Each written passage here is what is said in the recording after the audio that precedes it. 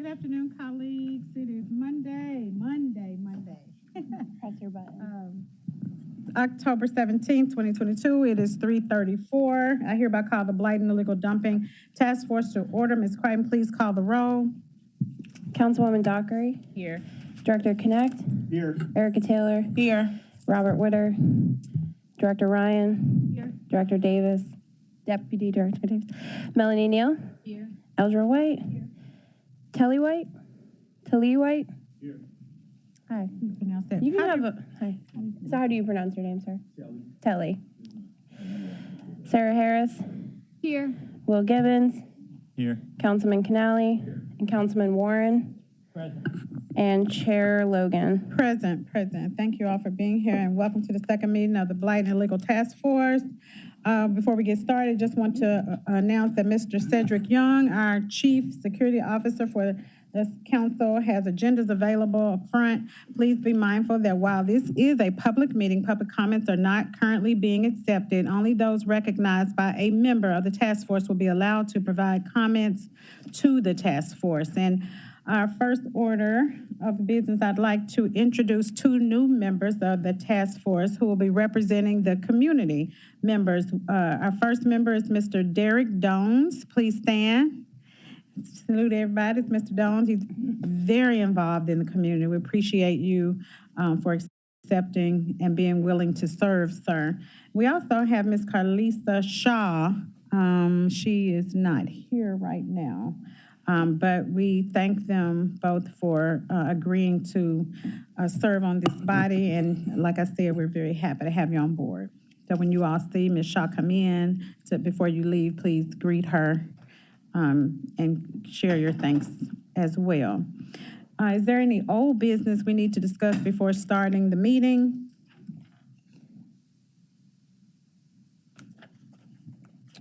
All right. Today we have two items on the agenda. First one is a discussion of our short-term recommendations regarding illegal dumping. And the next item is the Pier City presentations. And the second one is a discussion of short-term recommendations regarding illegal dumping.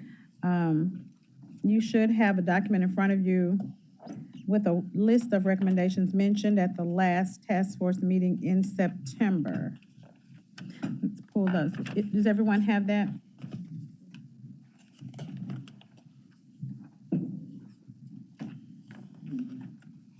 Okay, we'll go over those. I need to find them.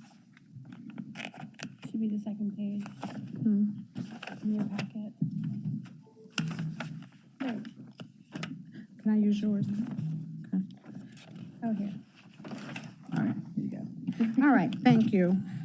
The short-term recommendations for consideration are dumpster days, hiring contracted crews to assist with additional pickup or dump anything days, unlimited landfill dumping for an extended period, sending notices via MLG and WBOs, increase public service core hours, and assist with hiring and recruiting. And the final one is media blast and press releases to communicate what is being implemented. And I'd like to begin with a recommendation on citizen outreach that is an immediate step to help mitigate illegal dumping long-term. Let's pull out the flyer. Thank you. This was a flyer my staff pulled up, and I thought it was a great idea to share as well. You know, we talked about communicating and promoting and every time we can, anytime we can, and however we can. I think that is beneficial to not only our effort, but to the citizenry as well. So this is just one they're using in Milwaukee, and it caught my eye. I'm sure it caught yours as well. Things like this can be very helpful in spreading the word and people sharing. So I just wanted to get feedback from you all on this as well. Anybody want to, I know Ms. White would like to comment on it. You all can just unmute and share your thoughts. Yeah, I certainly agree that some type of reporting is needed from the citizens. We have a 52 Clean hotline. What's that where hotline again? It's 52 Clean. 52 Clean? Yes. Okay. And citizens can report littering motorists. And it certainly is helpful. We actually send a letter to the offender once they're reported, stating that they've been seen littering the streets of Memphis. And we also include a brochure and a car litter bag. And the letter is actually signed by us and the chief of police. So, Oh, great. so it's effective. We get folks calling us, trying to explain, you know, that they didn't do it, that kind of thing. So it gets folks' attention for sure. Okay. So I think something like this is worthy, or we can also consider enhancing our 52 Clean hotline to include dumping. So that's just my opinion on it.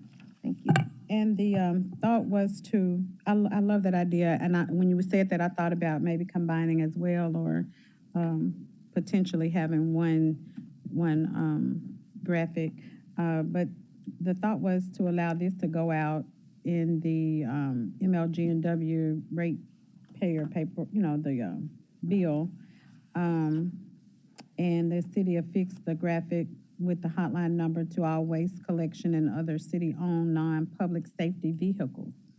Like, you know, the little things they have on the side. People can see that and they'll, you know, always see it. They're gonna see it every week. So that's one thought. Anyone else? I'll go for a second. Had contemplated using Crime Stoppers at one point. We talked about it, just trying to work it out and determine if they would be in agreement. Obviously, you'd have to fund it, coming up with some funding as well, which shouldn't be a huge deal. But I think that was an idea that was being discussed, and just hadn't really been able to find a point of contact or sit down with Crime Stoppers and say, we want to tackle this challenge. You already have an established network and your program. Could we partner with you towards combating illegal dumping through a reporting program, and obviously having a reward? And I was thinking $500, but $1,000, $500, would be, I think, something to discuss. Is if it comes down to a dollar value, it gets the message out as well that we're tired of illegal dumping and we want to do something about it. Because it is a violation like that. It is a criminal. Yeah. It is a Class C felony under Tennessee law, so it is a crime. Class C felony, yeah. Crime Stopper, that's a great idea. Partnership. Anyone else? I have something, Councilwoman Chair. Dockery? Thank you, Chair. What I guess my question would be is, if we do, like, can we partner up with other, like you all said, the 52 Clean, Ms. White, and Crime Stoppers director? Are there any other ways, like we could, I know this is going to sound far-fetched, can we partner the youth in a sense? Especially like while we're trying to curb crime, right? Is there any way we can kind of consider that? Maybe we could try to work a partnership with them on that? Just something to consider. Go on, Chief. Yeah, Derrick. I mean, we do education now in schools around, actually, let's say stormwater, which is to avoid, putting pollutants and other materials that go into your drain and go into your rivers. We do that, so it's not, we could easily add that. We also do recycling, which recycling is obviously proper disposal of materials, so that's a common education. So that I think that if we just market it towards legal dumping a little more, so it's a little cleaner, a little clearer. Since it's already there, we could add that to it. And we've done similar things with towards third and fourth graders. I know in our one of our programs, we specifically came up with comic books that we use to educate and explain. Okay, this is fats, oils, and greases. We shouldn't pour it down your sewer. But this is similar along those lines. You say, you shouldn't illegal dump. There's ways to properly dispose of your materials. Here's how you do it, and then go and obviously you create it around that theme, and you basically put it out to schools. And it's third and fourth graders we always target. Those are the most influential and influential group that have a good impact on their families as well. And just note that there's not one thing. I think we should take all the approaches that are applicable and that we can whether it's short-term or long-term, because I know at our last meeting, we decided that each meeting, we were going to come out with some short-term and long-term approaches. And this is, in talking about educating and marketing or engagement, I think all of these things are great things to do immediate and long-term. So I like that idea. Was that along the lines of what you were talking about, Councilwoman, when you said somewhat of it, but more so, in all honesty, dealing with the children that are like going into our detention area, like the redirecting. Sometimes we have to figure out ways to redirect, even if it's dealing with crime and it's dealing with blight. Then we bring it and bridge it, if that makes any sense. Y'all looking at me a little funny, like. For instance, give an example. Okay. It might just be me. Come on, educator. So let's say there's a child whom we're dealing with children going to detention centers now. Where at one point of time, the city of Memphis, Shelby County had a process where inmates used to have to clean up the city, right, along the way. It's almost like if you train a child up, they'll know which way to go. So sometimes saying, hey, versus them doing nothing, then we say, let's reinforce in a corrective space. So helping to clean up your city, helping to bring pride back into your city is a way to redirect it.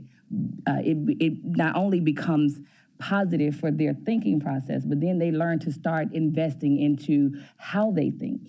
And I know blight may be off from crime, but blight and crime plays a hand in hand with each other. So then we start to redirect how this thing looks just a little bit. And then that's a consequence.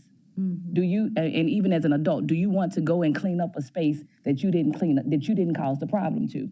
But versus you sit in a detention space all day long, now we have to force the hand to say, in a corrective measure, can we use this time to not only train you, teach you, bring you a different way, but then also to give you a different motive of how you're thinking. Okay, I understand that. Thank you. I'm sorry, y'all. Needed to clear that up. Thank you, Chair.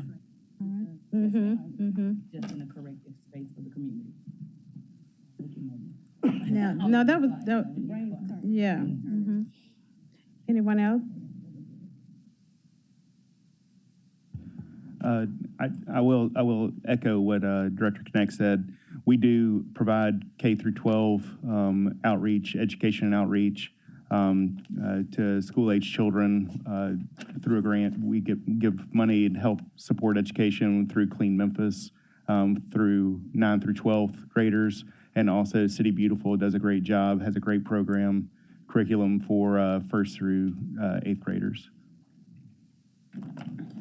I was thinking about that curriculum as well. I know we use it in Code Green, and it is wonderful in bringing awareness and educating the children. So we'll definitely, I think that's to amplify that program, I think would be a great idea as well. In the Public Service Corps targets, kind of along the lines of what Councilwoman Docker was saying, but not exactly. I do know what you're saying, but Public Service Corps also engages youth in that space as well. And so pulling all of those together and I think just raising the awareness of that is what we're looking to do. So these are some great ideas. If you think of anything else, because we definitely want to put it before the people, keep it before them. I know growing up, we saw it all the time. We saw it in school, in church, at home, in the neighborhood, and you would see it on the signs on the street talking about not littering, and you just knew that it was against the law to do so. And I think we have to reinforce that and bring that back on the forefront so everyone is aware. And we talk about it in a reactive perspective, but getting them early, like you said, and training them and teaching them that it's a crime and to litter, and instilling that civic pride. Not only is it a crime to litter, but we have an obligation and an opportunity to beautify as well. That's one thing I like about Memphis City Beautiful's program. Not only did we teach them or share with the young people that it was a crime to litter, we also instilled in them the pride and the information that they can, the education that they can beautify their community as well and give them the tools that they need. Because if you just clean it up and you don't beautify it, it generally becomes blighted again. So thank you all for that. Ms. White? And then, All right, I have one thing to share. I have an illegal dumping prevention toolkit that was created by the EPA, and it's some categories I don't remember bringing up copies for everybody. It's categories that we can consider as we have our discussion and take efforts toward preventing illegal dumping. I'll pass some of those down. all right. Thank you. But it's helpful to direct our thoughts and conversation. I don't think she has. Do you have one or two more? Yeah. Okay. Do you have any more copies? Let's see. And we can also Yeah. make it available to everyone. Yeah, I've got one for Did you myself. want to, I'll share that.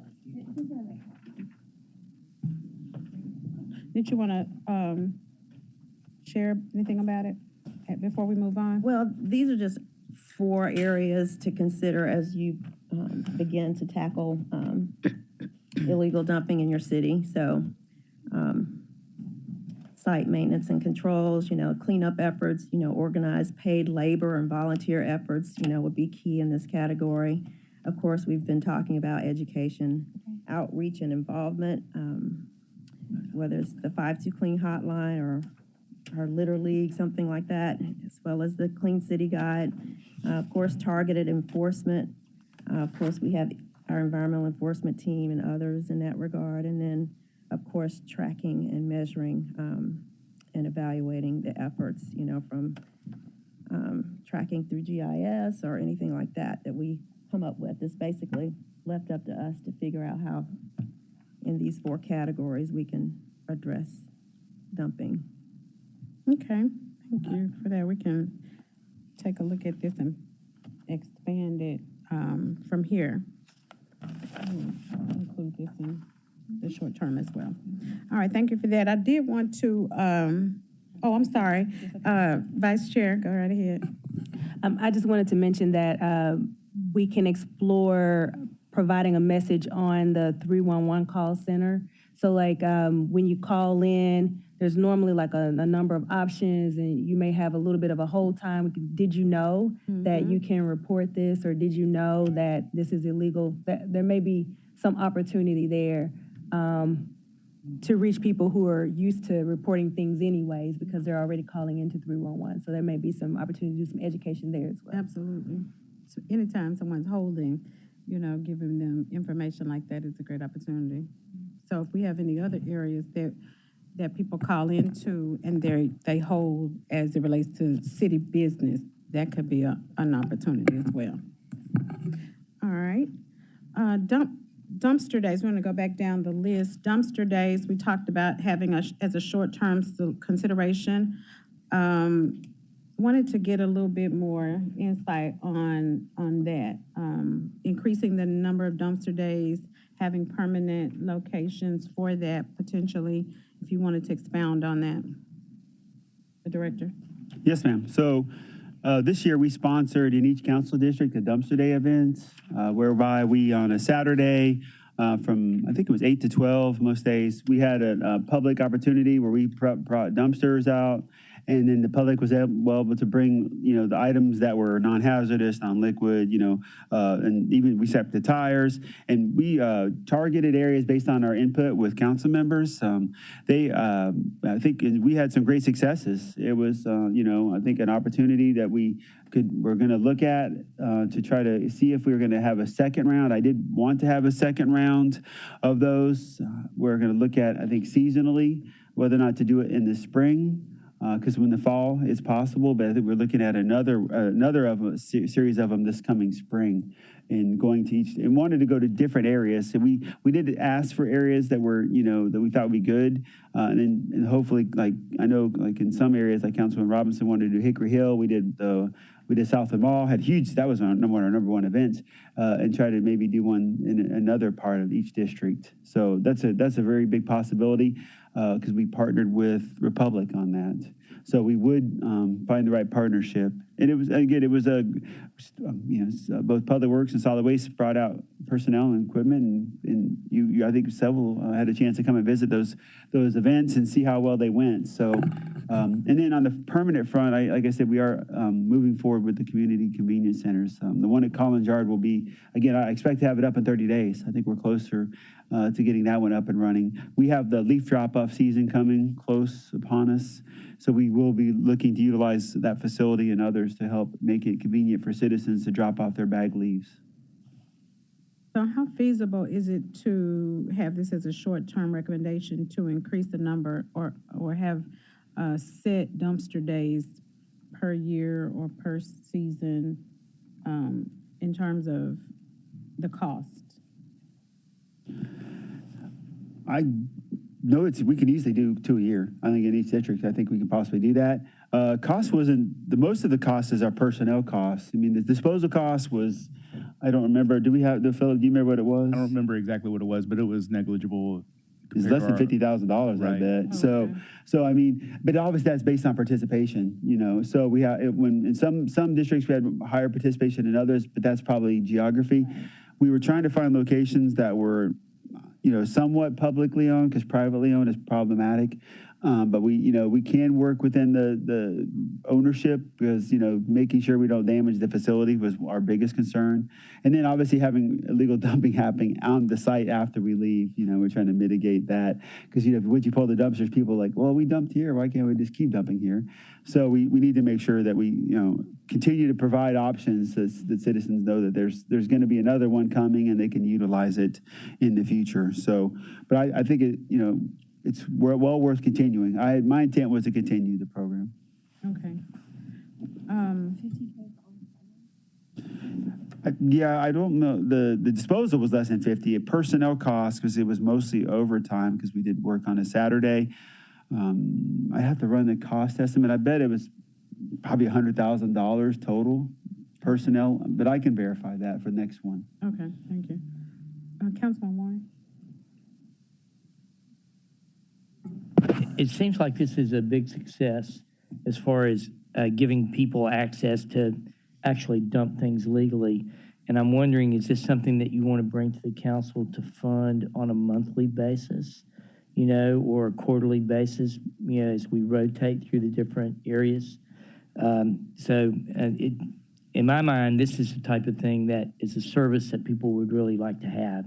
It may help us eliminate a lot of this bad dumping. So as we look at budget for next year, that would be something I bet council would be very interested in seeing what that would cost or what our options could be.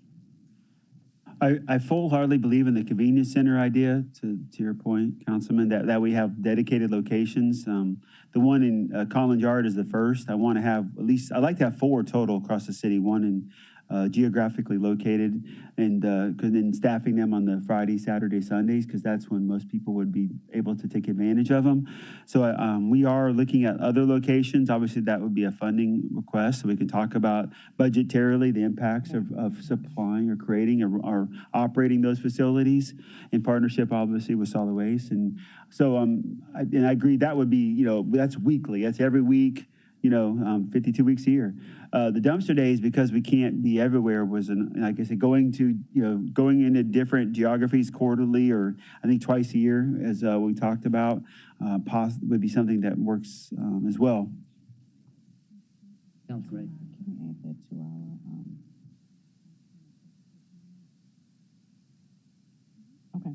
Okay, so we can look at that to have you come to the council meeting, maybe do a presentation on that moving forward, so we can look at either quarterly, the convenience centers as well as the dumpster days. That's a great idea, Councilman. Yes, ma'am. David? I just wanted to point out, the solid waste division is activating like Director Connect said, our leaf drop-off locations. We're activating 2 of those starting next Monday. One in coordination with Public Works at Collins Yard, the other one at Ferrisview. By far, the largest component of our bulk waste collection is vegetative debris, especially in these seasonal times of year, leaf season, spring cleaning. So we're not going to be accepting commingled waste or garbage at those drop-offs because they're going to be designed for taking and composting. But I just wanted to point out that that is something that we're starting pretty much immediately with the coming leaf season, just because leaves and vegetative debris are such a stressor on our collection system. Okay. All right, great. All right, those were good points that came out of there that we can immediately put into play. The next thing that came up that was of concern, I think, with everyone was, can we hire contracted crews to assist in going through and just cleaning up? We talked about that as a short-term option. I think Councilman Canale, I think you and Councilwoman Johnson brought that up. Did you want to bring that back to the board, mention it? Yes, thank you, Madam Chair. I mean, yeah, I think that anytime that we can use a third-party contractor, is anybody here from Public Service Corps today? Right here. And I think that since our Public Service Corps is limited, and I know this is another item on here, but they're limited in the number of hours they can work a week, I think that we ought to look into having an A and a B crew. So if crew A works from 7 to 12, then we ought to bring in another crew from 12 to 5 or whatever it is. And if we say that we have a hard time hiring people, then we ought to look at adjusting the wages in order to hire more people. Because if money is sitting there in the Public Service Corps budget and we're not using it, then we're not helping anybody. So we know that the Public Service Corps can and does and has done a good job of picking up some of these items. And like the dump sites, the dumpster days, I think all those are great. But I think for a lot of people that have it dumped either on your church property or at your house or wherever, they may not have the vehicle. And they also may not want to touch whatever it is that was dumped. So we still have to address those issues as well, especially for if it's elderly or someone that just, they don't have transportation or the specific kind of transportation needed to transport that to the dump site or to the dumpster day. But whenever there's capacity within Director Connect's budget or whatever budget, I think that utilizing third-party contractors is always beneficial. And I know there's several that have reached out to me. I don't know how many are on the list of approved contractors, but thank you, Madam Chair. And that might be another thing as well, to look at increasing the number of crews contractors that we use. Can you want to speak to that, Director Connect, in terms of, or solid waste, in terms of hiring contracted crews as opposed to increasing Public Service Corps hours and or assist with hiring and recruiting for the Public Service Corps? Solid waste does seasonally increase its use of third-party contractors. We have an unmanageable volume contract that comes through. We activate. We actually kept a skeleton crew of them on through the summer to supplement some of the areas in the southern part of the city throughout the summer. We'll be ramping those up to deal with solid waste collections. Again, that's that overall towards the end goal is a net positive, but it doesn't always focus on some of the more I guess illegal activities, because our contractors are focused on fee-paying customers, residential collection, supplementing city crews. Yeah, a couple points. Obviously, we've been talking about, how we collect waste, as part of this. So I think that's one thing that's going to be part of that is how much do we continue to manage through third parties from like a solid waste outside the cart collection. That continues to be one of those areas that kind of create confusion and make it hard. So I think that's one aspect. If they're going to continually use contractors, to what capacity and to what, for what length of time, because that always has a cost implication on it. The dump anything days is something obviously that we've been thinking about. That's where the opportunity for I think again the convenience center is probably our most opportunity, and the dumpster days they go hand in hand. Contractors, we have a pretty extensive list of minority contractors. Melanie can talk about what we do over there with our SBE groups, because we have groups who do mowing, and then we have groups that do board and secure and who do illegal dumping. I mean, not illegal dumping, but condemnation. We talked to them about utilizing them as for picking up waste. So we are exploring that. We've talked to the ones who do condemnation, and we've got quotes for them. And then we're talking to groups who have capacity in our mowing and grass cutting, because some of them have capacity to do certain types of work. So we are trying to build a pool from the existing contractors. Otherwise, we'd have to put out an RFQ to bring on another group of contractors to do just that type of work. So that we'd rather do gauge the capacity of our existing contractors first, and then look to see if we need to go out and hire additional beyond that. And we've been working on that now for a couple of months. So we are trying to get that finalized. And I think Melanie would be able to kind of just maybe advise at the next committee meeting where we are and when the number that we have ready to put to work. Okay, sounds good. We will include an update on that at the next meeting. So we did want to open up with the short-term recommendations, because we are going to make those short-term recommendations to council and share those. And so I wanted to make sure we had everybody's input and thoughts. And if you've had time to think about it since we left here, if you wanted to add anything, these are the ones that we're going to somewhat be presenting. And if toward the end, if you have any other comments, we can get those before we finalize on that. So we're going to move on to our presentations, and we're going to start with our Public Service Corps to do their presentation, which includes Pier City presentations as well, as it relates to illegal dump. Go ahead, and whoever is going to be presenting can unmute and have the floor. Yes, sir. You can come down, or yes, you can come on down. Thank you.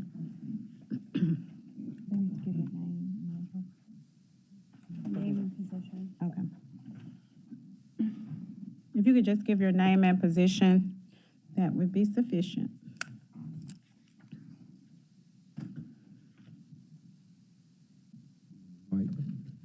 Yes, it should be on. Hi, I'm Telly White, Operations Manager at Public Service Corps. I just got this like yesterday, so I've been working in that area for about the last 3 months, and pretty much the Public Service Corps, from what Director Moody has directed me to do, is come in every morning. We have a morning shift that goes in at 7 a.m. and they get off at 12:30. It's correct. But right now we've been hiring for the second shift, which will be from 11:30 to 5. So we are interviewing. Anybody know that anybody that needs to be hired, please send them my way. As soon as they fill it out, we will try to get them in as quick as we can. So crews come in. We have crews, about 6 trucks that goes out with trailers now, because all of them are trailer trained to drive. And we go in each area of the city, and we pick up tires, bags, debris. We weigh the debris now. Tires, we are collecting probably about 900 a week. Bags, we are probably collecting about 1,800 a week. as I said, we go to each area. We're probably one of the fastest responding teams that is out there. We take calls from 311, whatever special requests come from any council member, we go and we do it the next day. If it come in on a Monday, we doing it on that Tuesday. If it come in on a Wednesday, we trying to get it before that Friday. We also go to areas where we're riding around and we look, like the South Memphis area, the Raleigh area. There's many areas over there that I noticed that hadn't been touched, and we are going to clean those areas. Did I mention that we're hiring? So if anybody knows somebody that's looking for work, please send them our way. Also, we lax the background on the hiring part as well. So if they have background issues, of course, we partner with Manhood and WILDS to try to get non-conviction expungement done as well. So that will help them also able to get in the city. The down part about it is our workers that are looking for full-time work after 90 days, we encourage them to apply for any other jobs within the city. So right now we got a crew of about 26, and probably about 5 out of the 26 are probably going to be leaving us soon. So that is the downside of it. But the good part about it is we are interviewing. We are interviewing. Did I mention that we are hiring? How many of the people that you've hired have actually transitioned into full-time city employment? For the few months that I have been there, which is 3, I think we have 2. That's just since I got there starting in August. You don't know about the life of the program? No, I don't. I have gotten some people saying that, hey, I used to work there, now I am in code enforcement. I used to work there, now I'm in parks. But I haven't looked and seen how many have actually. As you move forward, keep track of that, because I guarantee you council's going to want to hear that. You come in, you tell people how many people you transition into city employment, and you request funds, people going, think about that very seriously. Yes, sir, will do. All right, what's the full complement? Like, how many are you all trying to get? How many employees are you trying to get? As many as we can. We are allotted for 100 employees from what I was told. Mm-hmm. So we are trying to hire as many as we can. So you're allotted 100 and you're at 26? Yes, ma'am. Part-time? Yes, ma'am. With the 100, is that all full-time? No, ma'am. Okay. All part-time. All positions. part-time.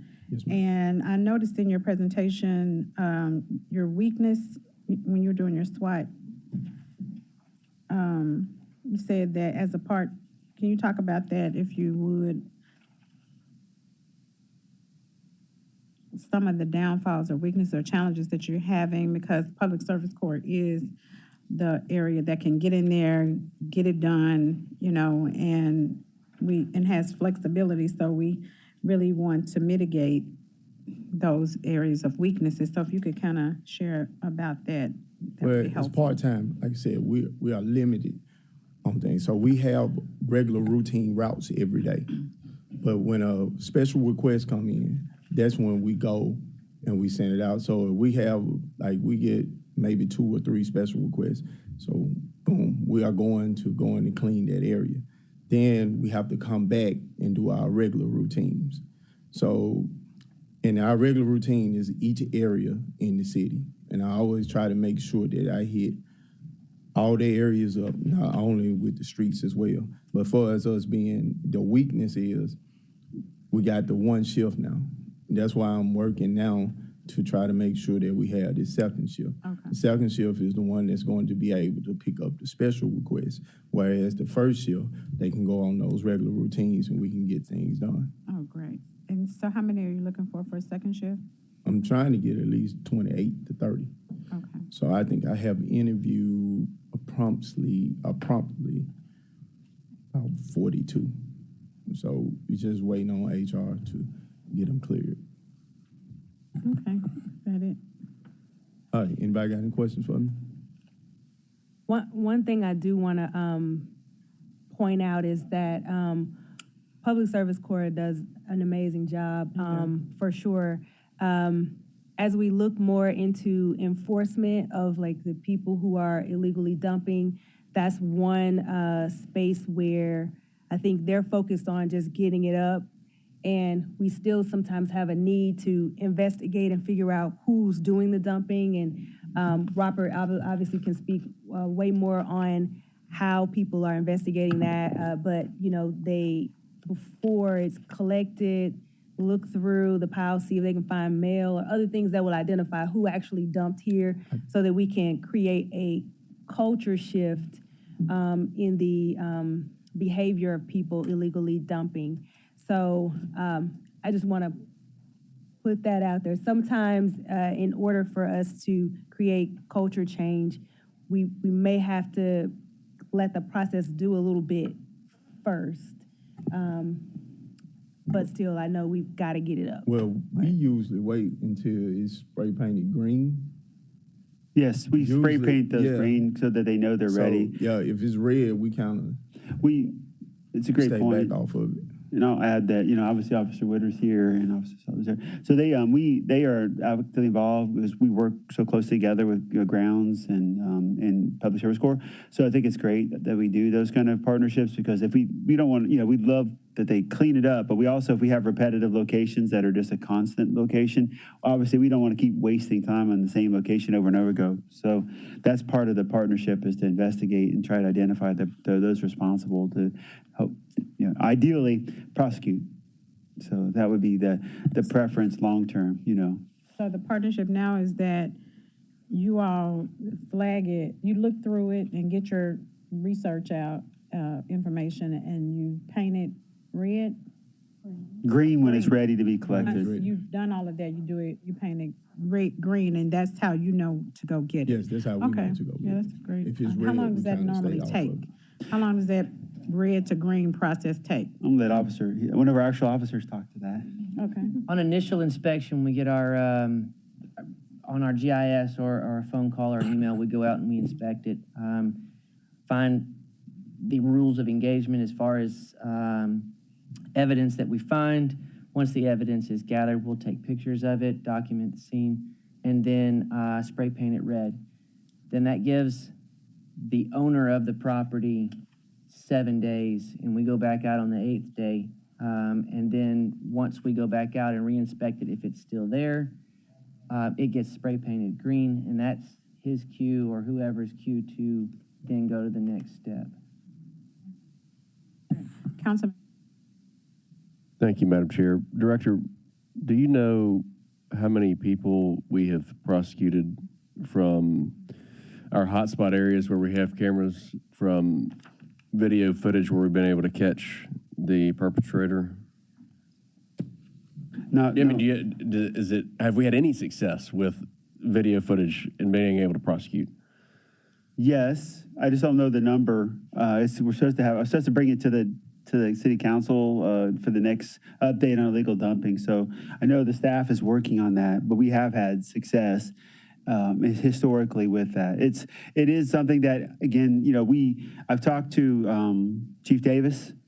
One of the things that is an action item for me and Public Works is to bring on, you know, bring on an officer, an MPD officer, to help us be more aggressive on identifying and arresting individuals. So that is something we are still working on. We have come up with a concept and we are working to execute on that, both MPD and Public Works.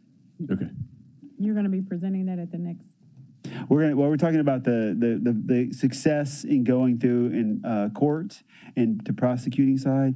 Mr. Gibbons down here is going to be coming on in a role in Public Works. And then he will be tackling, I'm supposed to be meeting with our new district attorney, Mr. Mulroy, because we do want to ask for their help as well. They play an important role. And of course, the environmental court does as well. But we can also prosecute because these are under state statute eligible for felonies. So we can utilize the district attorney's office as well. So we are trying to get on board with the new district attorney and have a conversation because we need prosecutors to accept these cases and to help us move them into a successful status of prosecution. Especially if they're repeat offenders in some of these hotspot areas. I had no idea. I knew it was a lot of tires. I had no idea it was 900 a week. A lot. That's So about- whether they're- that's a low average Just for us. So whether these guys are coming from, His department. Yeah, that's just his department as well. That's what? More that, and if the, that's a small number. I mean, that's just his department. You have grounds department that picks up. You have right-of-way maintenance that picks up tires. I mean, it's a mountain. and we think that, or have reason to believe that it's got to be coming from some tire shops. I mean, Yes. there aren't just tires out there. Definitely, Yeah, definitely. that might It's a need, combination of So, I mean, hidden somebody tire needs to be shops made an and- example example. Yes. out of. or some type of regulation. How do we approach the regulation? Because used tire shops, I've seen some that I know they wasn't here today, but they here tomorrow, and they just pop up. They don't. I know they probably didn't go through the right process because they're just here at this little building, then they go and move over here. So how do we approach regulating them and making certain that these tire shops that are open are legit, the used tire shops? We have an ordinance, the used tire ordinance. So we're supposed to permit the shop and the hauler by ordinance. They're supposed to be. So we do have I know last time I got an update, we had at one point like 70 tire shops that we were monitoring and tracking. So there are reputable ones and there's the unreputable ones. The unreputable ones who don't want to be regulated or opening, they don't, as soon as they know that we know they're in business, we try to regulate them, they close down. So those are the ones we have the most challenge with. And I know the state statute changed. Officer. I deal with the cameras, and so I have to kind of, if I see a multiple person dumping on a camera, I build a case and I carry it over to whichever precinct it falls in and start the process with them. Just after last Blight meeting, I'm so sorry, but on Carnes Avenue, she spoke of an issue on Carnes. Well, there's cameras on Carnes, and I was able to prepare a case that's going to be, and I've been in contact with the police department on this one. It's going to be a Class B misdemeanor and go after the person just based on the weight. But Class E felonies has now changed to, they've added 8 tires. If I catch somebody on camera or somebody dumps 8 tires, it's a felony. 2 tires is a Class B misdemeanor. That all of the police officers, being that I'm not a post certified, they would handle it and arrest them and prosecute through the court system that way. Director, one more question. The honest, good tire shops, whether it's new or used, they dispose of their old tires how? Well, so the county gets funding. The county gets all the revenue from the used tire sales. And so they use that funding to support the new tire shops' disposal of the used tires. They also go to Bartlett, Germantown, and other cities and collect their used tires. So that's where the funding goes that comes in from the state. And now reputable used tire companies, we track them. We go through their invoicing. We go through they're supposed to keep manifest. So we manage all their paperwork and verify that they are in compliance. And then we show up and count, if I remember right, they count the number of tires and they track how many tires are sold and trying to keep up with it through that process. But I am advocating or working, the plan is to kind of revisit the used tire ordinance. It needs to be updated and modernized. There have been thoughts that we shouldn't even allow used tires to be sold, but there is a market because not everybody can afford a new tire. So we have talked about options to make it even harder to move and handle and process or sell used tires. And at least, are they regulated on, I mean, how do they decide, or do they even care how much tread's left and they sell it to, I mean, you're talking about potential fatality that could be caused from a car accident because of a used tire. Yeah, and look, I understand tires are very expensive, and I understand everybody can't afford to go buy new tires, and that's okay if they're they still have some life left in them. But for those tires that don't, and then you sell them to somebody, I mean, you potentially causing even, the risk of life. There's no state standard. Industry has standards, obviously, for tread wear and how much life is left on a tire, but there is no regulations or state statute on a tire. That's a good point. You could potentially say, we could go to one and say this is unacceptable for sale because it's an unsafe tire. But I don't know there's a standard that we've adopted in our ordinances. So we could potentially rewrite the ordinance and include all of that in it. That might be something we could consider as a short-term solution as well from here. We'll make a note of that as well. And Chairwoman, when they go to get a business license for their tire shop, is there any regulation there? Yes, they're supposed to be permitted by us. If they're going to be a used tire dealer, then they're required to be permitted. So when they go to get their used tire dealer. Used tires, yes. Okay. They're required to be permitted, and a hauler. If you're going to haul tires, you're required to have a hauler's permit. Okay. Mr. Davis. Yes, ma'am. I just wanted to add, I do believe there is state legislation elsewhere that limits or prohibits the sale of used tires. I believe California has some sort of limitation or prohibition on used tire sales. So just saying it's not foreign, it's just not here. You have some information on that? I can find you some. Okay. Yes, ma'am. Thank you, Deputy. I'm sorry, I didn't say that.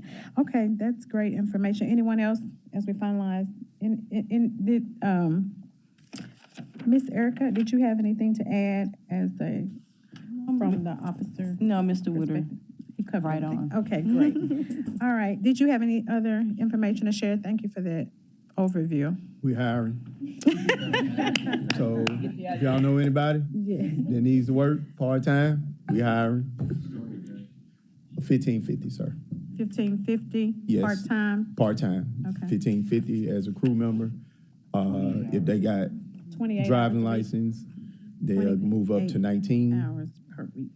And if they become a lead foreman, it'll be 21. Oh, leave foreman is 21. Is that in here? No, the pay is not in there. Okay. No, ma'am. All right. Thank you so much for your presentation. We appreciate All right. that. Thank you. It's good information. Have you all, well, one of the questions, have you all reached out to, Mr. White? Mr. White, have you all, what type of promotions or advertising or are you all doing recruiting? Or is that handled strictly through HR? Okay, all right. I can get with, That and word of mouth and asking the people that works there. okay. They enjoy coming to work. And so asking them to hey, can you go ahead and apply for something else on the city? But I've been asking them and they've been bringing on people and hopefully HR will be able to crank it up. Okay. Sounds good, great. I think they also use the Second Chance program. Okay. Wow, okay, sounds good. One other question. Yes, sir, go ahead. Is there any Thank you. reason, I guess, or thought about trying to make this full-time position since it seems like we need this? And maybe we consider making these jobs full-time instead of part-time. I know the idea was to initially just be a gateway to get people into employment and to help them get their GED and education. I'm wondering, do we need a second organization that they graduate into within the city? So I'm just throwing that out for us to consider or think about as we move forward. All right, Councilman? Yeah, real quick, as to what Dr. Warren said, I think it would be worth looking at what the financial impact, and I understand that a lot of it is the benefits packages. If you cut the complement from 100, which we probably aren't going to get there, right? If you cut it from 100 to 50 and you were able to have 30 full-time or 40, what that looks like on the financial implications. Yeah, we can have that. If you're trying to work within the same budget that we already give to PSC. That's a great point. We can look at that as well for our next meeting. I'd like to make just a Go quick ahead. point. Vice Chair. I would love for us to come back and talk about what the budget actually has built in it for the number of positions. Because I know we were ramping up to get to 100, then, pandemic happened. So I want to make sure that we have the accurate information about the number of positions that is in. And that would definitely impact what you're saying about the complement numbers that could be established with that budget that's there. Okay, you can bring that back to our next meeting as well. Okay, great. Next, we're going to have the Office of Performance Management. Sarah, okay, go right ahead. Come on down. Give us your name and your title and go right ahead.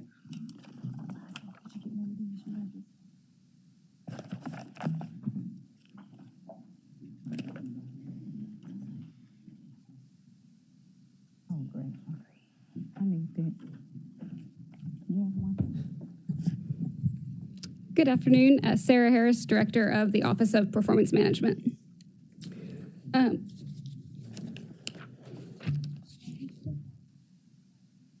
Yep.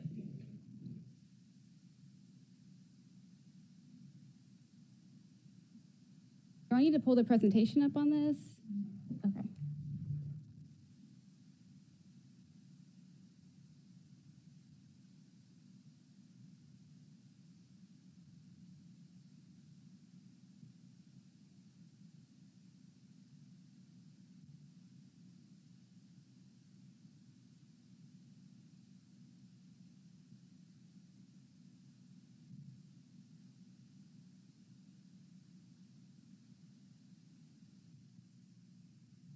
Liza, is that possible for you to pull up? I can't log into my City of Memphis email currently.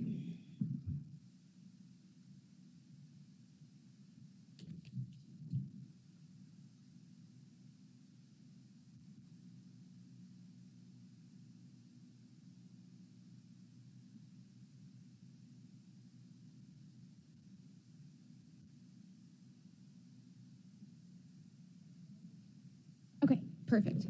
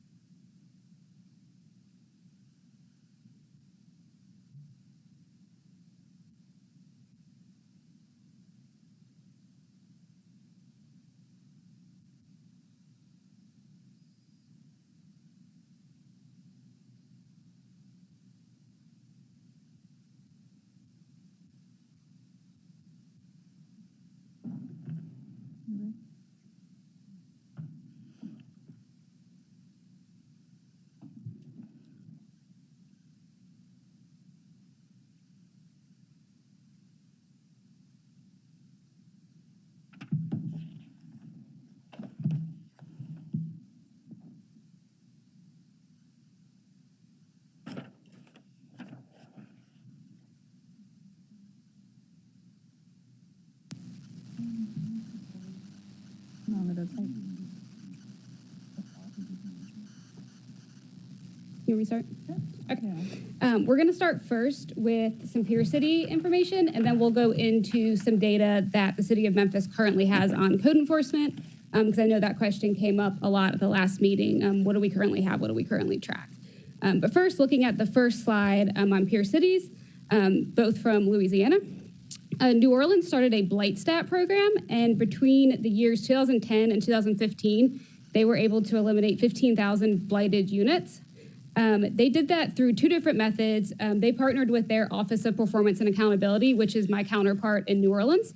And they partnered with What Works Cities and Bloomberg Philanthropy, resources that we have available to us as well. And they worked with the Behavioral and Insights team to draft a specifically worded letter that was supposed to encourage residents to take the corrective actions. They found that the citizens that got the specifically drafted letter were 6 percentage points more likely to come into compliance than people that got the original letter.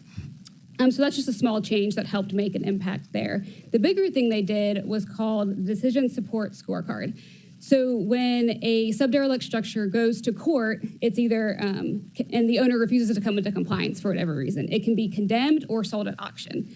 And so they used a logistics regression model and some predictive analysis to look at all of the data points and then make a recommendation to either sell or condemn. So it scored the property based on 0 to 100.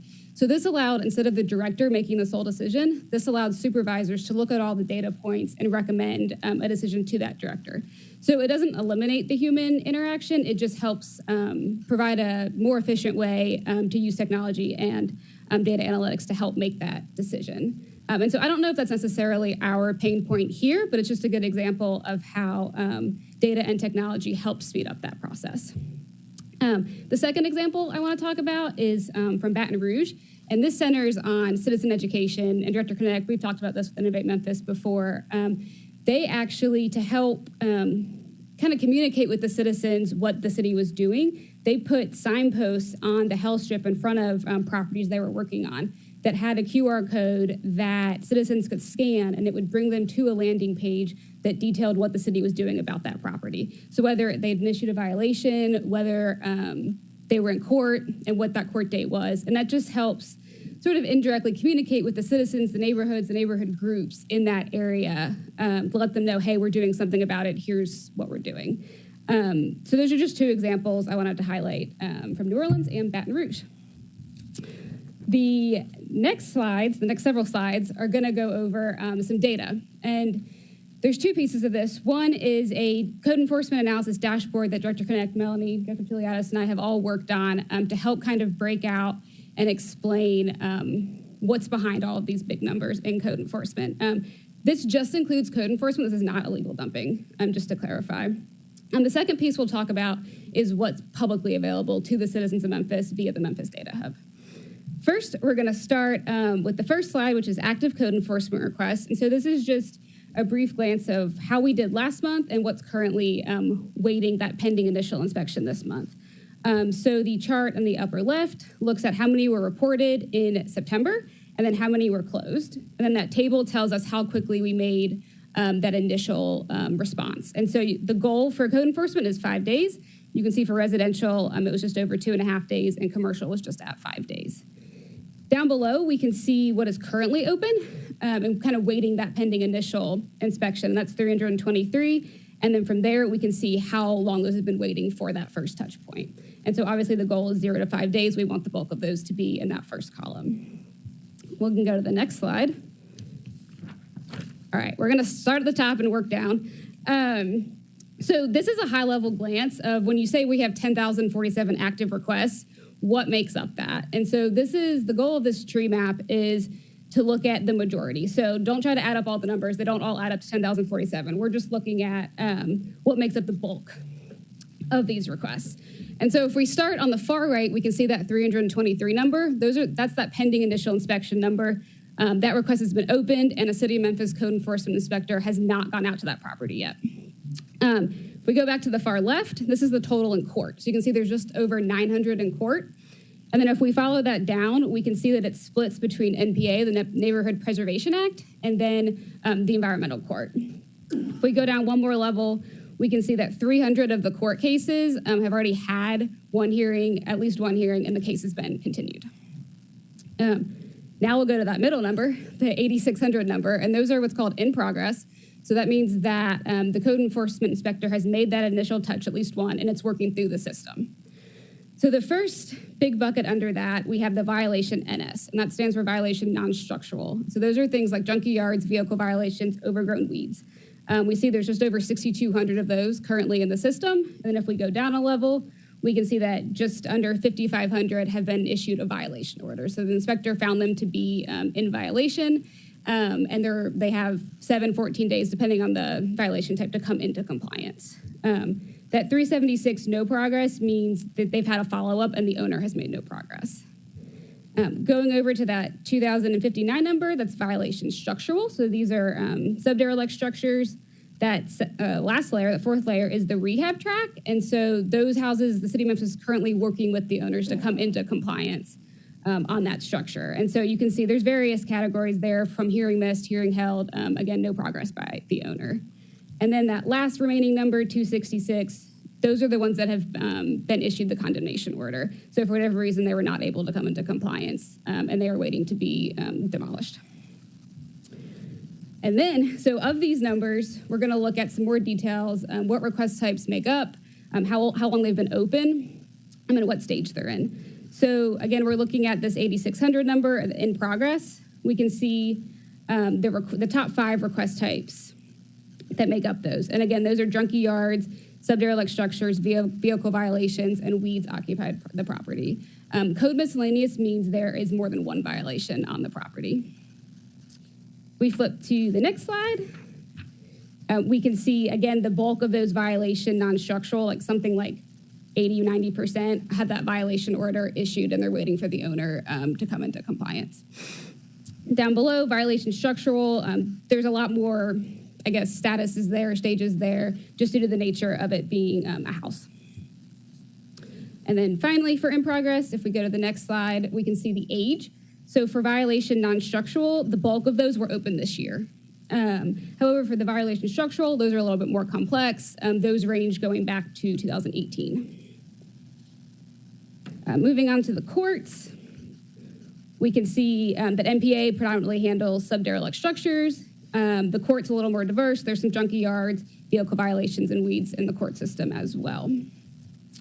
Looking at the age of the court cases, we see a little bit more variety than we saw for the other ones, and those date back to 2016. Flip to the next slide. Okay, and then you can flip forward to the last slide of this dashboard. This is a lot of numbers. We'll start in the upper left-hand corner. So this is looking at some averages. We're looking at, in the first table, the average days since the request was reported. So how long has this been sitting open? I'm showing both the average and the median because the average can be skewed by an outlier, whether it's been open for a long time or it was open for not a long time. So looking at the median of non-structural, those have been open for an average of about 2 months. And then the structural and the courts, we can see those get into 2, 3, 4 years. The upper right-hand table is looking at the average days since the request was last modified, which is a proxy for sort of that follow-up date. And we can see, again, violation non-structural is about 2 months. Structural is about 3 months. Then down below, what was the average days to close last year? You can see for non-structural, we were, again, just under 2 months to close. So that means the request worked through the system in about 2 months last year on average. And then violation structural, that was closer to 2 years. Again, the final table then just shows the average days to close this year in 2022. And you can see similar trends follow, with non-structural being just around that 2-month mark. That was a lot of information, but just wanted to kind of give you all a taste of what kind of data we have available. The next thing I want to go over real quick, and I'm gonna take control back, maybe. Yes. Okay, so this is the Memphis Data Hub, and this is the city's open data portal. It's open and available to the public. Anyone can go to data.memphistn.gov, and you'll see this homepage.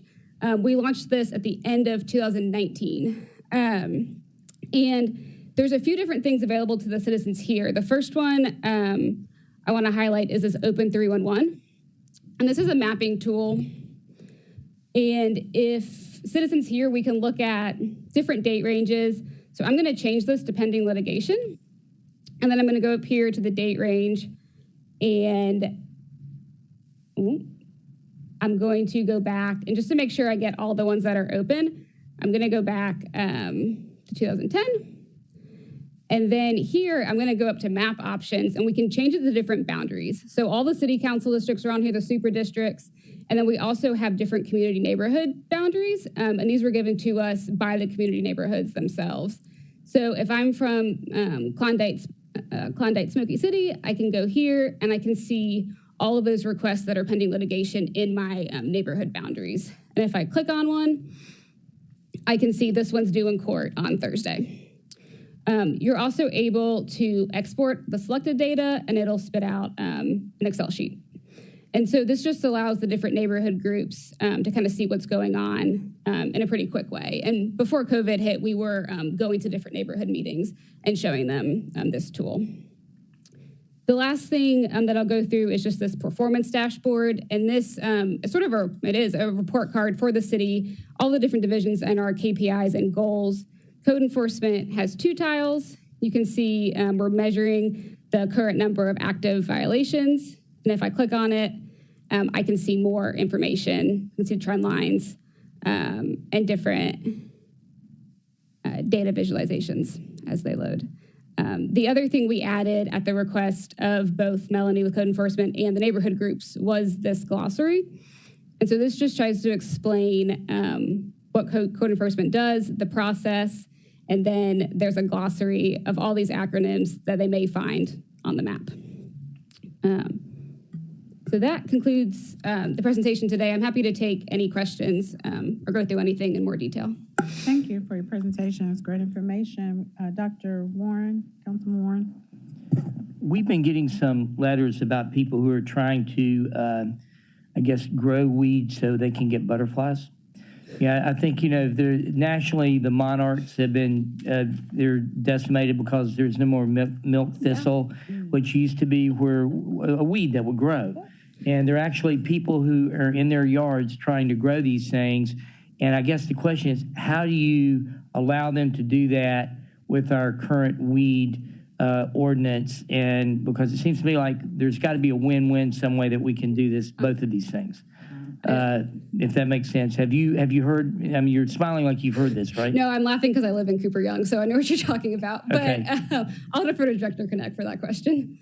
Yeah, so we get this kind of communication from citizenry who want to have natural habitat for wildlife.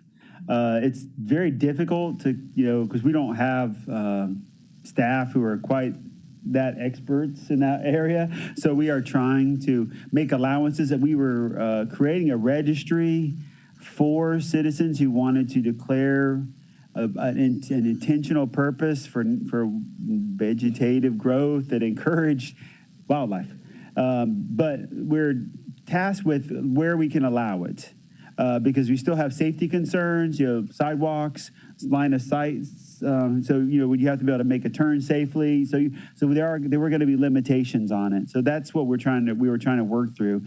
Allowing for it, but also in making sure it doesn't create other problems for us. So that's what we're trying to do. But we will have to train staff, and we will have to have somebody attest to the fact that they're doing it, not just so they don't have to cut the yard, but also that it's going to meet standards. It takes a little bit of time to develop standards and make allowances for it. But we think it's a good idea. I think it's a good idea, just needing to develop a program to support it. And Ms. White's here. She could talk about some of that, I think, because we've talked about to some degree in Memphis City Beautiful, but Melanie as well, trying to create the program. So I would like to get some more information about that. We have 2 more presentations, though, but if you could bring that information, and Ms. White could bring that, because I'm very curious to know how that works in a neighborhood with a HOA and or neighborhood association who, may not be familiar with that process. So, well, let me add that it's not going to be without its complaints, because we get complaints about rats, snakes, and the other negative side of this. And so it's not without its challenges, because it's a balancing act. And as you can well imagine, having to deal with one neighbor who hates it, one neighbor who wants it, and where does the balance lie? It gets very difficult, So it's a challenge that we would love to have more input on, because it's a community thing. We're advocating, because the ordinance says 12 inches. That's what the ordinance says. I think that's a great yes, it'd be a good topic. Okay, so if you all can prepare to bring something back on that, because I think that is of concern. We will, right, and thank you for your presentation and for those comments. Thank you, Dr. Warren, for bringing that up, because I was not aware that people are even thinking about doing that or would think they could do that in a neighborhood. So, next, we're going to have a presentation from Public Works and then Solid Waste before we close for today. Director Connect, go ahead and give your name and position, and you have the floor. Yes, Robert Connect, Public Works Director, City of Memphis. Jonathan's going to bring up. Mine's going to be a little more interesting, because it's got some animated videos that I wanted to showcase. So Jonathan, if you would go to the first one. So I mentioned this before. we need to do a better job of educating. We need to educate our youth. We need to educate everybody in the city of Memphis more strategically. We have great education now. We've talked about it. We go to schools. We hold lots of events everywhere all the time. We're solid waste and public works. We're probably the biggest educators, I would say, other than Memphis City Schools or Shelby County Schools. I'm sorry, Shelby County Schools. We're focused in education and we're marketing ourselves, right? We are trying to market a change in behavior or the appropriate behavior. Let's call it. We're trying to market appropriate behavior in terms of being a citizen and what you should and shouldn't do. And so I mentioned some of that a little bit ago, but I'm also want to share with you these videos that we've been working on because they are the future, I think, of marketing and educating because they do create a sense of, I think, interest, and they also kind of, use animated videos, which can be done multi-platform, multi-techniques in reaching various demographics. So let's see, hopefully this works.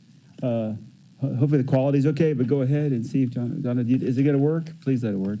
It's a YouTube video that incorporated into it. Are we It's frozen? The metaverse? Oh, no, this is not fair. Okay, I don't know if I can go to the city's website. I don't know if, I may have to circumvent. There it is. Right there.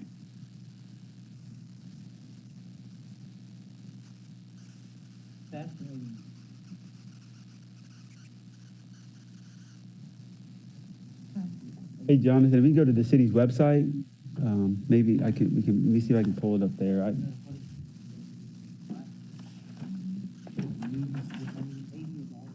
Technology is both your friend and your enemy at the same time.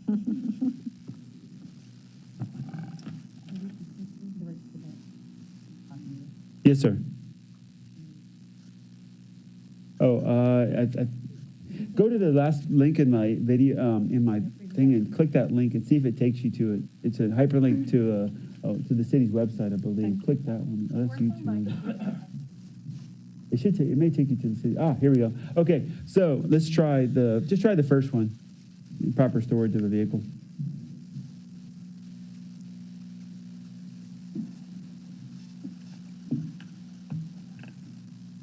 Is the sound not gonna work?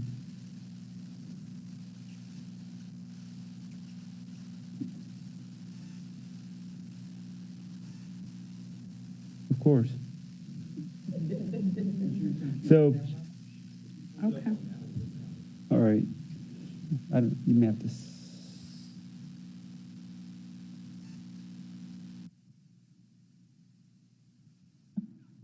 Didn't go any further because he was making progress.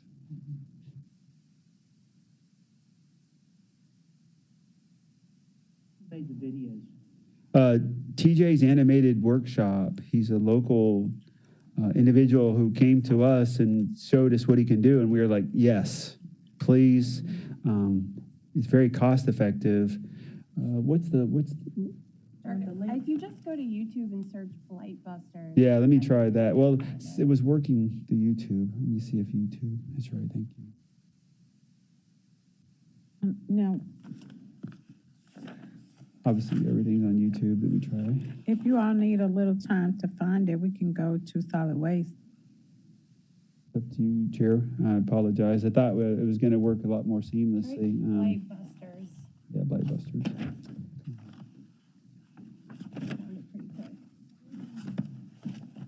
Yeah, it's going to bring up everything. Yeah, just go down a little bit. There it is. Let's try. Okay. Here's one. Let's see if this will Great. work for me. Abandoned and neglected structures. It is a violation for any property owner to refuse to properly secure any structure he or she owns to prevent loitering or criminal activity. This includes, but is not limited to, any vacant house, building, or structure where the doors and windows are broken or open to casual entry. Homeowners should also not neglect storage sheds, garages, and fences. They are to be maintained structurally sound and in good repair to serve their intended purpose. This includes damage to any framing, walls, ceilings, floors, decking, and roofs. Code enforcement will issue a $55 fee plus cost for any property that requires an emergency board up. To report this or other code violations, dial 311 or call 636-6500. The Blight Busters, stopping property blight in its tracks to help make Memphis green and clean. Brought to you by the City of Memphis Division of Public Works. Thank you. So yeah, it's not me. So I'm just getting Excessive credit. weeds, But grass, and trees.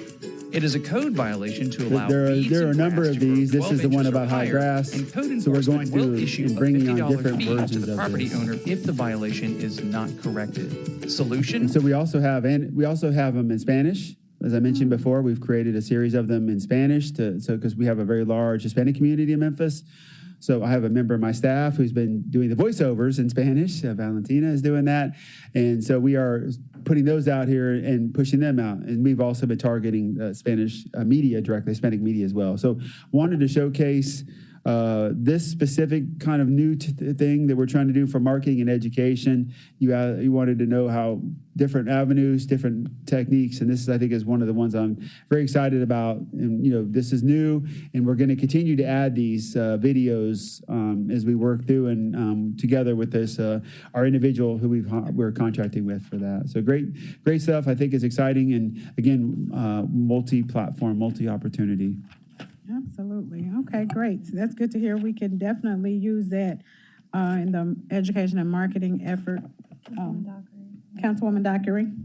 Just a quick question, Director. I would like to know, just curiosity. I do like it, and I tend to think that things that are fun and easy to the eye and not so serious will catch our attention. How do we market this where we know, where our constituents are aware of it?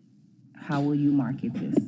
So we've been we actually have a budget for this. So City Communications is working to push this out to various different platforms. We're looking to find the best methodologies to. And I'm not that expert in marketing, so that's what we're trying to. We are marketing these videos directly through different avenues in different ways. Okay. Can we also try to get it to the school system? Well, yes, ma'am. It's on our city website, so we should be able to, make it aware, to anybody that they're animated videos that we can share. We talked about using even TikTok, and different things that are kind of more commonly used, because of their popularity. So we are talking even about that. Okay. Mm-hmm. So you mean a partnership or collaboration with the school board, or making certain that they get that, not just that it's there, but here we want you to partner with us in getting it out to the youth. And the only reason I'm saying that, Madam Chair, is because I always say, y'all, we have to think outside of the box. So if you were 75 or 80 years old, but you wanted to be a part of it, our systems are not always the most friendliest. So will you get irritated with it? And then if you get irritated, how can we make sure you're not irritated so that you get the information? I just want us to try to figure out the easiest transitions, not for 40, 50, and 60-year-olds, but for 70 and 80-year-olds as well. All right. I'm on board, though. Thank you. That's a great idea, pushing those out as well to churches, to community groups, HOAs. It's an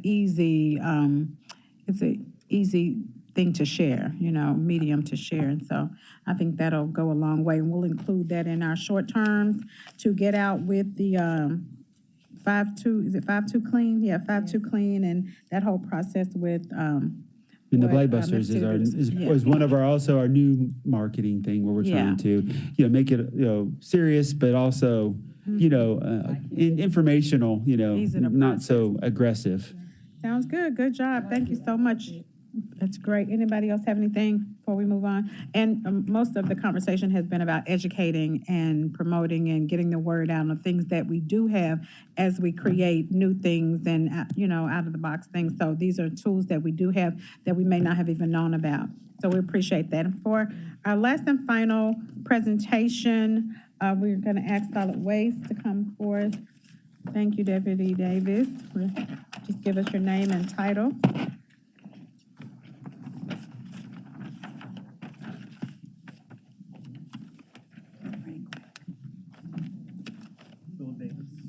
Philip Davis, Solid Waste Deputy Director. Are they already loaded up on here, or okay? You got it. Sweet.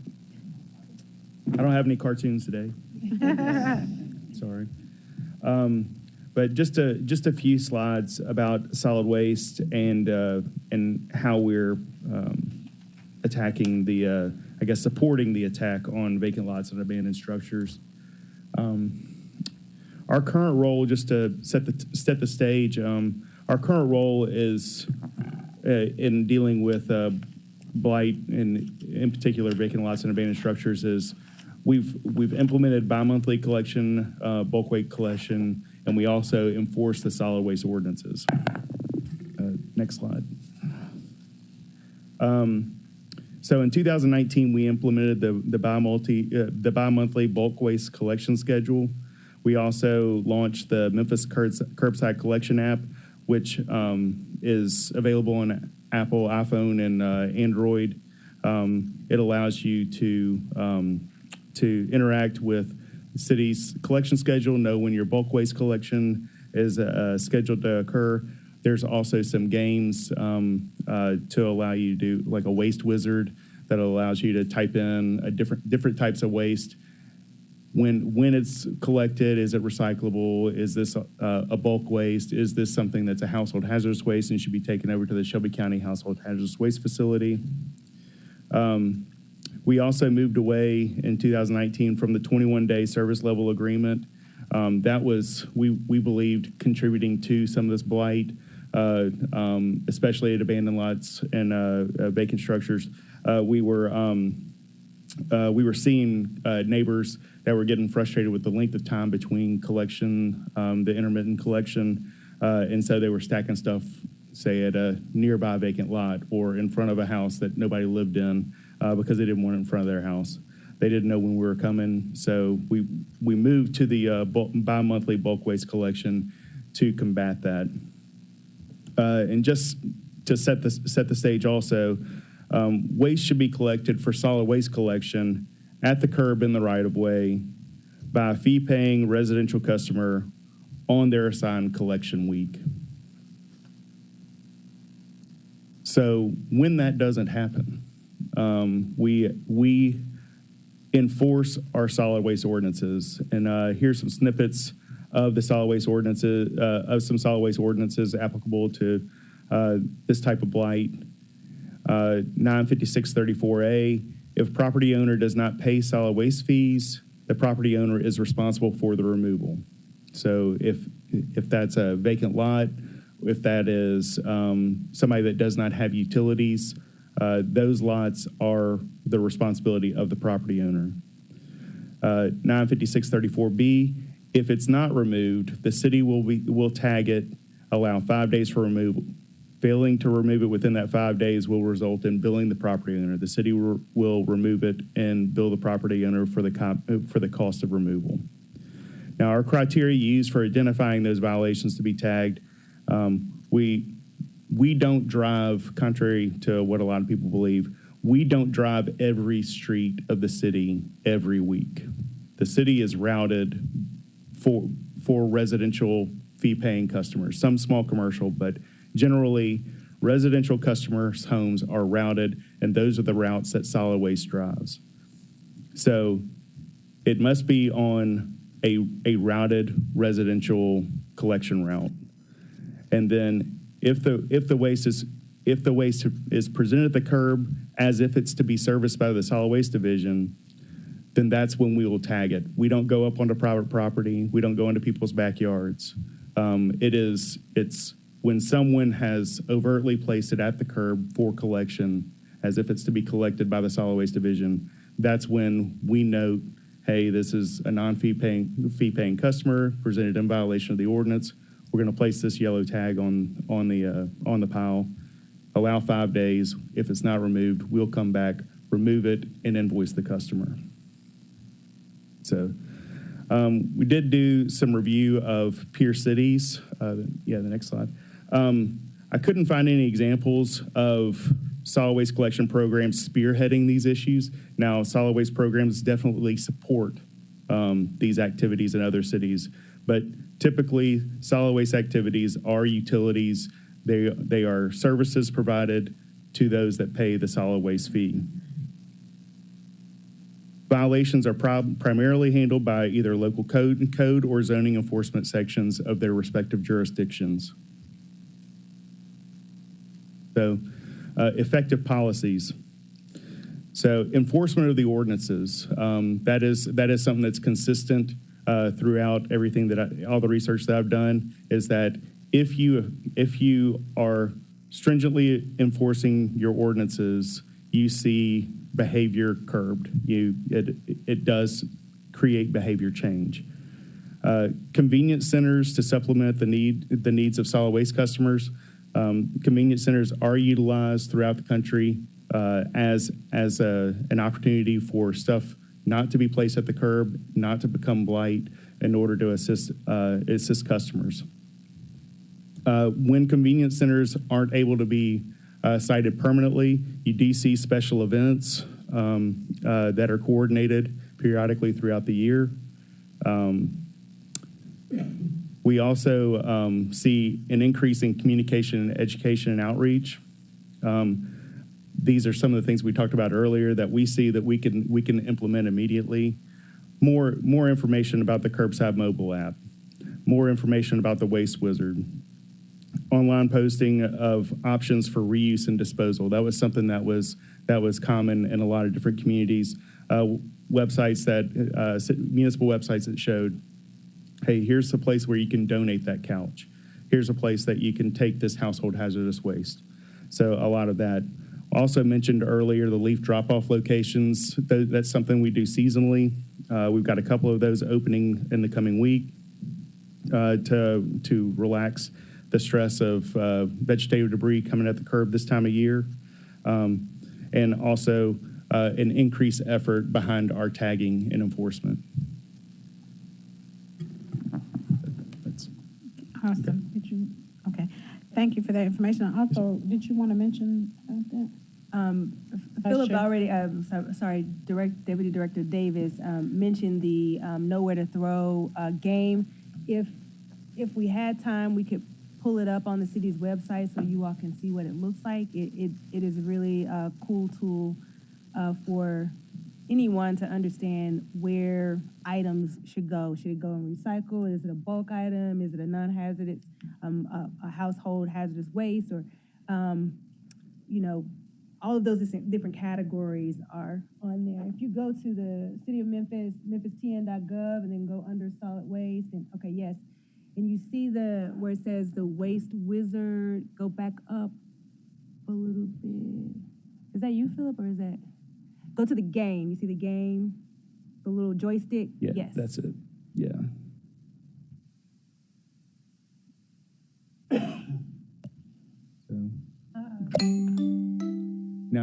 Now I'm competing with Robert, just so you know.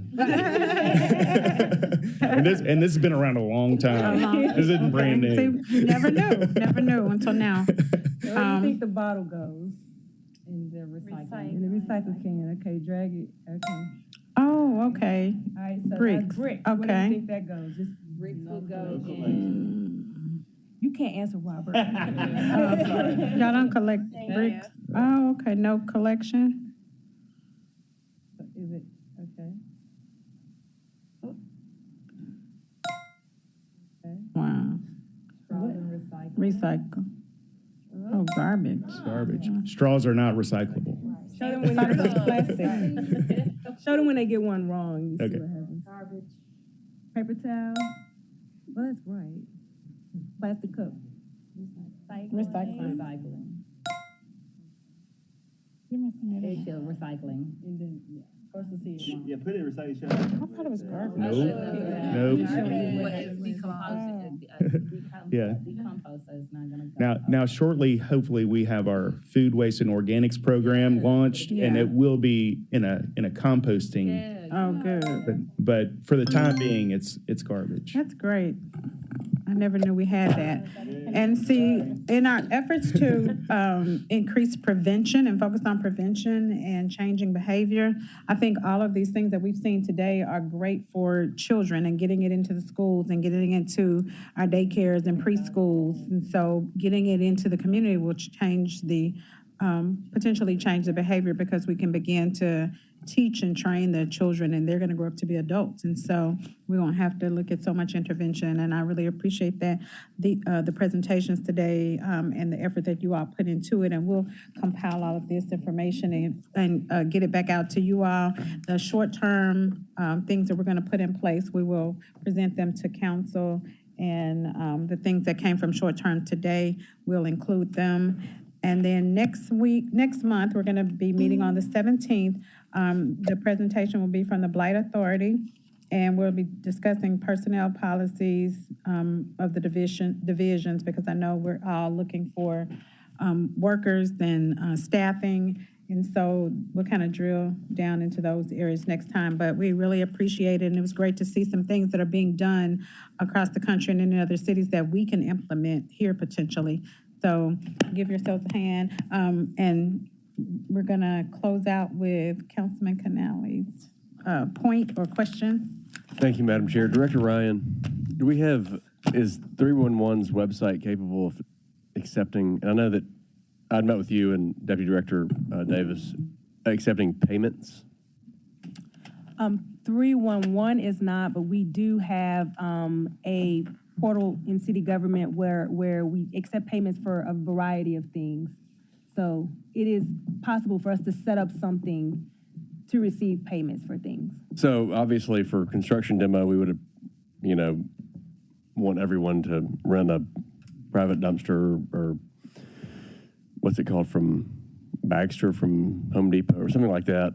But if they're going to put it on the curb, and for the bad actors that are going to do the wrong thing, that's all about enforcement, right? But for the people that really don't know and we could look at this, and I know we discussed this, if it's possible that we came up with a fee structure that if you want to put a sofa out there, or you're going to put something that is not acceptable, but you want to go on to the website, type in your address, put in your credit card, pay, I don't know, for $50, $75, whatever it is.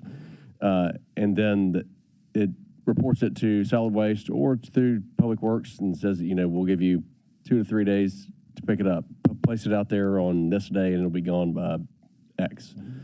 Another thing that we discussed that I don't know the success rate in the other cities is buying the tags at a local grocery store or at a hardware store and paying the fee to them and arranging for pickup that way. I don't know. I think if you give people more options, I think there's a lot of people out there that want to do the right things. They don't want to live in a filthy city. They want their neighborhoods to be clean. So something for us as a group to think about before the next meeting. And for one question for you, the billing, when we bill them for removal, that goes out through... So Solid Waste Division does actually produce the invoice and mail that to the owner of record. So whoever the property assessor. So it goes out separately, doesn't go with your MLGW bill or anything like that? Correct. When non-payment, if it's not paid, I believe it's within 90 days, 60 or 90 days. If it's not paid, then it is assessed as a